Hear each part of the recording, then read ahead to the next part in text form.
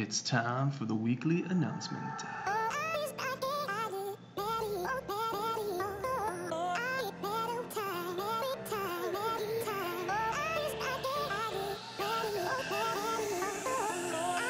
Welcome back to another Bit Legend video, fellas. Here we go. So we're going to run through the weekly announcements. These precede the update that's coming in a couple days, and you can find all this in the Discord. The link is in the description. Feels a little bit weird getting back to being able to edit stuff.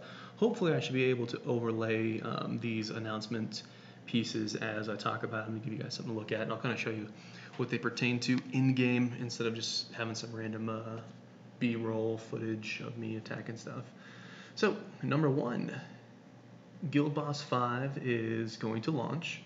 You can only attack Guild Boss 5 after defeating Guild Boss 4. So, pretty much straightforward. It is what you see. Your guild has to beat this one before you can unlock Guild Boss 5. Guild Boss 5 will be a guild member team fight. Up to 6 unique teams can be formed with 5 players in each team. Each team can attack Guild Boss 5 up to 3 times a week. The teams are set by the guild leader. So there's a couple things there. First things first, the attempts that you use on the first 4 guild bosses are completely separate to the attempts that you can use on Guild Boss 5 if your guild unlocks him. So you don't have to split attacks between these guys and Guild Boss 5. It's completely separate, but you have to unlock it.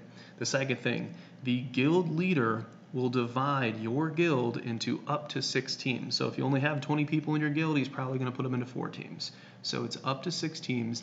It is set by the guild leader. So I'm assuming there's going to be a new interface. It's probably going to be a little bit confusing, but I'll do videos and whatnot to help everybody through it. And the teams are unique. So what does that mean? I'm going to use my guild as an example. We're going to go over to members, and the guild leader is the one that's going to set this. To my knowledge, nobody else can do it. You can't attack until he sets it up. That's an awesome name right there. I'm just going to let that go. But anyways, so teams of 5, and there's 6 teams. So just for example, let's just say I make team 1 Vuk, Gavix, Lower, Move, and Gibby. That would be team 1. Only the players that I just mentioned would be able to use that team. And that is the only team they can use. And they can use that team to attack Guild Boss 5 3 times. And then I would make another team. So it would be Achilles, Smoking, Diver, Noodles, and King. And then only those players can use that team. And they can each person can attack 3 times. And then you guys get where I'm going. Next team, Awuki, Blood, Blue, Na, and Vashir.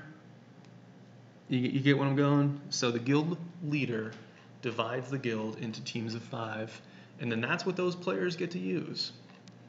So that also means a couple things. Number one, it means that each guild, to have a quote-unquote optimized composition, is going to want 6 tanks, because you can have up to 6 teams. Each team is going to need a tank in the front. We do not know if you're going to need a tank in the furthest slot. We don't know if you need another tank in the second slot. We don't know that. Word on the street is that Guild Boss 5 hits the front tank very, very hard and often. But we don't know if he has attack furthest, random, strongest, weakest. We don't know any of that kind of stuff, or attack front 2. So if you want optimized teams, at least 6 tanks. Now, with that said, let's go on over to the leaderboard. A couple months ago, it felt like the ratio of tanks to other players was probably 1 to 20, maybe even less. Now it's a little bit better. It's significantly better. I think Senpak's a tank, Kaz is a tank, Deluxe is a tank. I think Sleep might be a tank. Chinese is a tank, Eagle's a tank, Taz is a tank, Awuki's a tank, Easy's a tank. You get the idea. So it's a little bit closer to a 1 to 5. Obviously, the leaderboard is not a snapshot of the whole population, but you get it. You get it, you know. So there's more tanks in the game. I do think being the Isbar right here on the screen is a tank. I do think the bar for being a tank is a lot lower than it used to be. It's a lot easier to access that gear. You don't need amazing gear to tank like Raid 8, for example. Obviously, more gear helps, but you know, I'm doing the job. I've only got 3.6 thousand total stats, and my gear is not super optimized. But I'm waiting on stuff, so we shall see. This might actually speed me up and make me actually upgrade all this stuff and maybe start putting some refines on there. We'll see. We'll see how it goes. It also depends on how hard this boss hits. I would not be surprised if it had a ton of attack closest or attack strongest abilities. But you know, I will do a whole Guild Boss 5 video as we get information coming out there. And last thing on that is your guild has to clear Guild Boss 4 before you even unlock Guild Boss 5. So don't worry about this so much, but like I said, you're going to want a little bit better of a tank ratio. And so now you are aware of it, and if you can do anything, you got time to... that's such a cool particle effect, man, dude. What is going on here? Look at that particle effect. But anyways, you got time to deal with it, time to adapt. And yeah, it's going to be super difficult. Even if you have optimized team, I think Guild Boss 5 is probably going to wreck us all for a week or a month. I don't know. Anyways, I think we got it all. Boom. Set by guild leader. All right. So last thing about Guild Boss 5 is it will drop loot when the boss hits 60%. And then again, it will drop another piece of loot when the boss hits 30%. So this is the bar right here. And then it will drop 4 more pieces when Guild Boss 5 is killed. So let's just do it one more time. When the boss hits 60%, it'll drop 1 piece of loot. When it hits 30%, it'll drop another piece of loot. When the boss is completely cleared, it'll drop 4 more pieces of loot. So that is 6 total pieces of loot.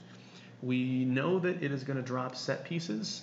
We know that it's going to drop some new mythics. We don't know if the set pieces are forced. I hope they are. I think they're going to be, at least some of them, forced because of the recent changes to Guild Boss 4 that we'll talk about.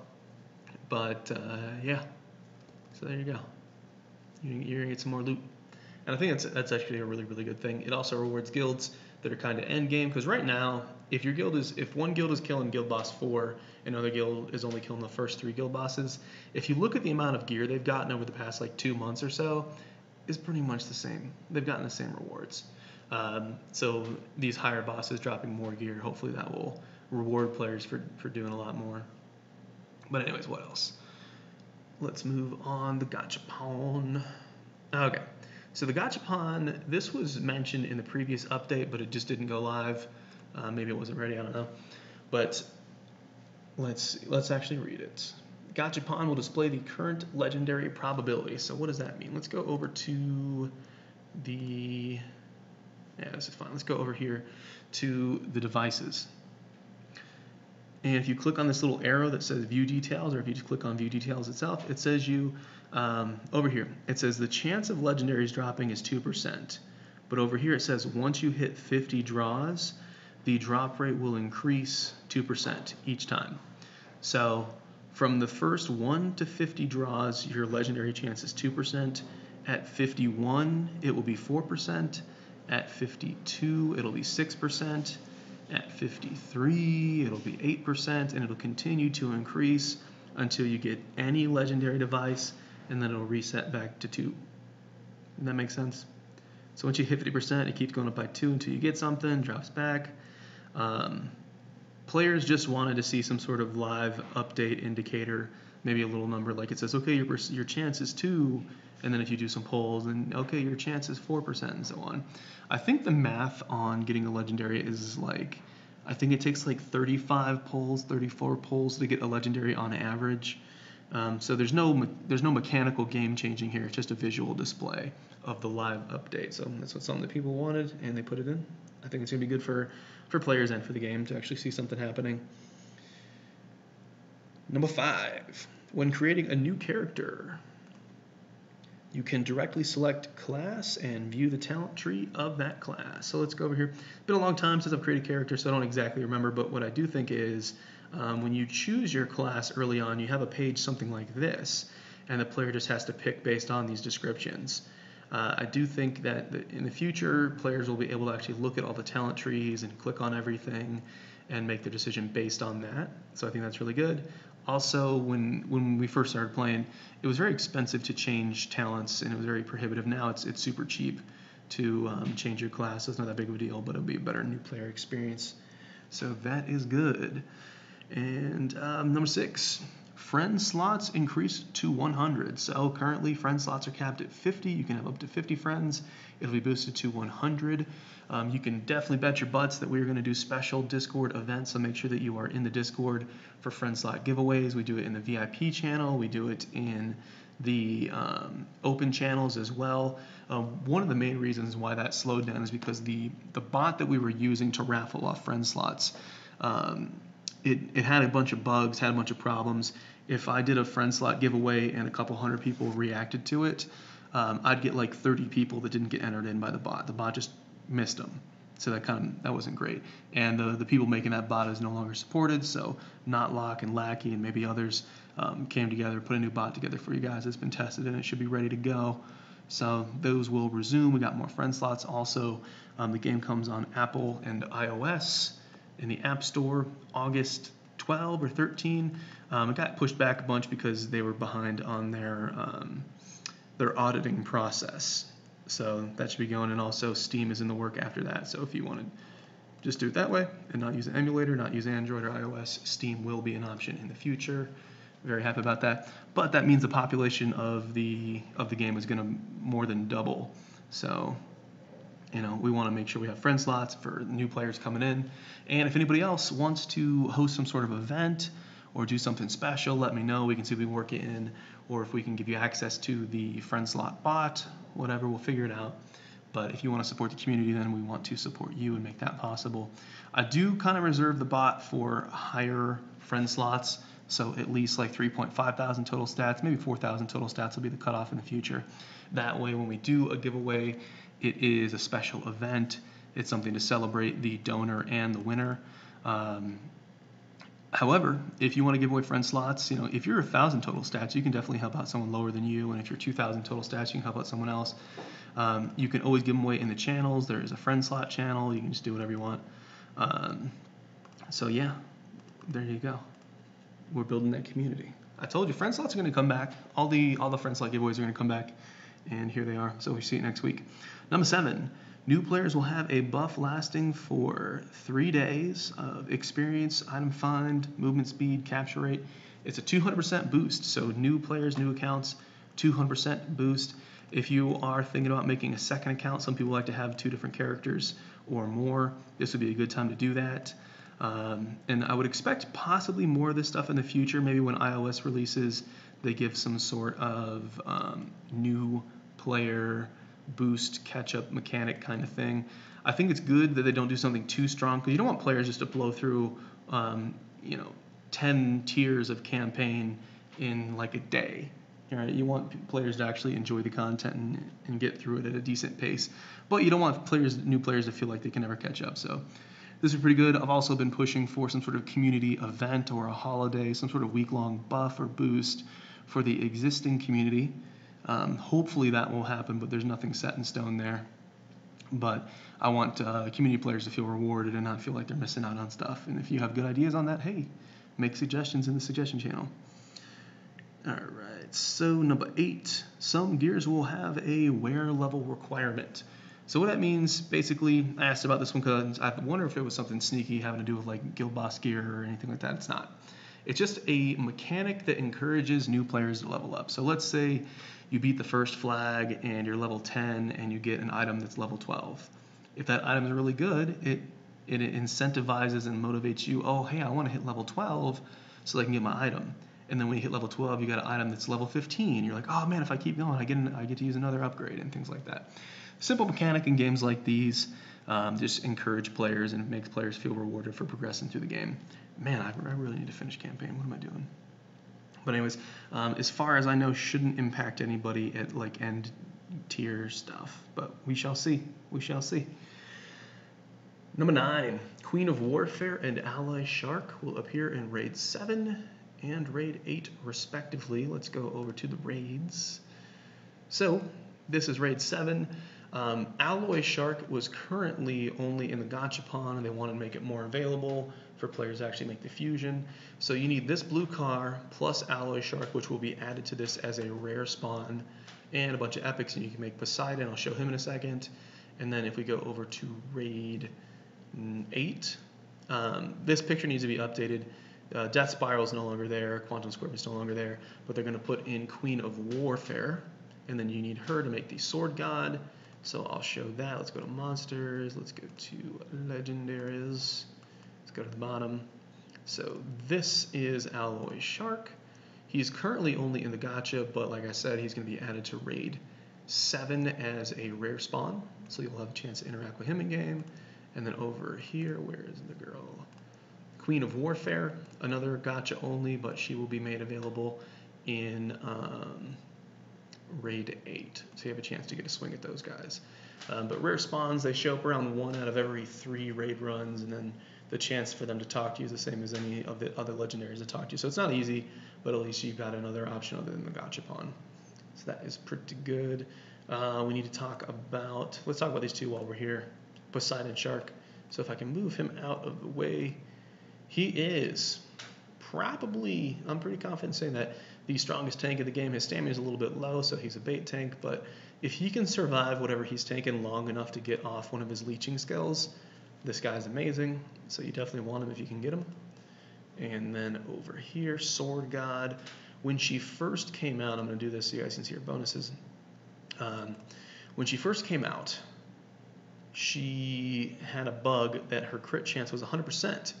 And if you read about her skills and you read her crit damage and crit and all this and her crit damage on her bonus right there, you can imagine how busted that was. So Sword God plus 0 without any devours or upgrades was doing more damage than an Oblit Goddess plus 10. So they fixed the crit bug. Right now she's dealing the same amount of damage as Swordsman, which is good, but since she's very difficult to make, they're going to tune her up a little bit. There's going to be some sort of fix in the future, so heads up for that. That might be a separate video, but just heads up. There was a bug. She had 100% crit. It was fixed. She'll probably get tuned up a little bit because she's underperforming just a touch, but they're not going to let her underperform for too long. And right now, Oblit Goddess, or Orbit Goddess, I keep calling her Oblit. Orbit Goddess, she is back on top doing the most guild boss damage at the moment. So I'll keep you guys updated on that, but there you go. Number 10, the font, as you can see on the screen right here, the font is going to be changed. They had a bit font that a lot of people liked. They stopped using that because it didn't support all different languages. So if you had like accented letters and other things, it wasn't working as they tried to globalize the game and make all the different languages available. So they had to switch to this font because this font does support all the different languages. And they finally found one, or this one did the most, I guess, that checks all the boxes. So we'll see it. I think I saw what it was. Honestly, I can't tell the difference. It seems the same. I do miss the bit font a little bit, but I do think this is doable. But hey, when you see it come out, if you have opinions, hey, feel free to chat about it. That's what the whole thing's for. I do miss the bit font a little bit, but this one gets the job done. I'm not going to worry about it too much. Number 11, Guild Boss 4 will drop at least 3 set pieces. Let's go to Guild Boss 4 and talk about it. So they're changing Guild Boss 4. If we click on the treasure chest under Guild Boss 4, it shows you the drops. So this is going to change. Guild Boss 4 is going to drop at least 3 items. I believe it can drop up to 4 items. 3 of those items will be set pieces. And they're going to add all of the different set pieces to that drop table. So Guild Boss 4 will be able to drop any of the previous sets and these. However, the weapons will be more common than the other set pieces. I believe you'll have around a 50% increased chance for the set pieces, for any set piece to be a weapon. That, since Guild Boss 4 is the only one that can drop the weapon, they didn't want to dilute the drop pool too much there. So hey, you'll have a chance at those, and it's going to mean a lot more set pieces for the guilds that are able to kill Guild Boss 4. So that is massive. I don't know if I mentioned it previously, but we don't know if Guild Boss 5 will force any set drops. We know it'll drop up to 6. It'll drop 6 items if you can kill Guild Boss 5. We don't know if any of those pieces are going to be set pieces, but hopefully it'll follow the trend and we'll get some forced set drops or other things that will that'll make it worth doing such difficult content. And let's see. You will be able to reset Guild Boss twice a week. So currently, if you try to reset, it costs 30 points, and you can only do it once per week. They added that in last week because Unity reset Guild Bosses too many times. So they locked it to 1 reset. However, if you lock Guild Bosses to 1 reset, then strong guilds will go and split into smaller guilds, and they will just reset things twice and clear everything. That way you get more loot per person. Obviously the game wants to support guilds staying together, and so the way to do that is to make it more efficient to stay together. So they have relaxed it, and now we can reset guild bosses twice per week. So that will be really good. The second reset will cost 40 points. The first reset will cost 30 points. And at the moment, there's no other guilds that can do that many resets and actually clear stuff. So I don't know if that solved the problem or if we're just kicking the can down the road a little bit. We'll see. We'll see. You know, we'll play it out, and based on feedback and whatnot, they'll adjust as needed, as you've been seeing. So not too bad there. We can finally get to use some of these reset points. It'll be good. And the last thing, okay, we already mentioned it. Yeah, so the set pieces will be more common from Guild Boss 4. So, oof, there we go. Not the longest announcement, but a lot of really important, heavy-hitting stuff. So that is awesome. Guilds are going to start seeing some set pieces. I think the rewards are going to start reflecting the effort it requires to do it, you know. What do you think? What do you think, fellas? So, of course, you know, put some comments down here, chat in the Discord. You guys get it. You guys get it. And as always, I appreciate you guys for watching, and I will see you in the next video.